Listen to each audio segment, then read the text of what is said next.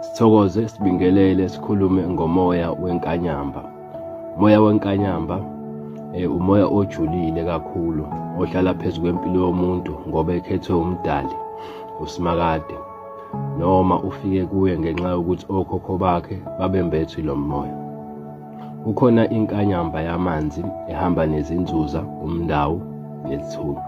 Kube khona inkanyamba yaphezulu ehamba nezithunywa zezulu nezey'ngilosi, bese kuba khona eyaphansi komhlaba. Umuntu ombethwe inkanyamba usuke enamandla nesiphiwo esiyigugu. Umlomo walo muntu uyadala. Uma ngabe kukhulekela ekucelela inhlanhla, ngabe umsebenzi, idlozi lakho lishawa uvalo lisukume likufunela umsebenzi uwuthole. Uba namandla okukhipha isilwane namadimoni ngaphandle kokuthi ayokugeza noma kulaphe ngemithi. Uma unalo moya uzoboniswa inyoka enamakhanda awu-3, 5 or 7.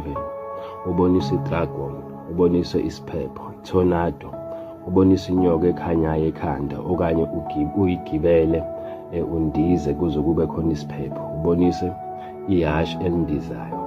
Uma umbethwe inkanyamba usuke uzombathwa isithunywa okanye idlozi lamanzi, intaba, ihlathi, umgede naphansi. Usuke uzodlula-ke emzimeni. Lo moya uhamba namakhosi nenhlanhla enkulu. Uma kuyinkanyamba yomfula uzoboniswa amanzi agxabhayo noma ulwandle olubovu. Umuntu onalo moya uba nolaka, aphendukele umndeni, umzonde, aphendukelwe abantu nabangani. Uba nezitha nje eziningi ngoba lo moya uyayithanda impi, futhi uzohlaza uphupha usempini, unqoba, usibulala isitha.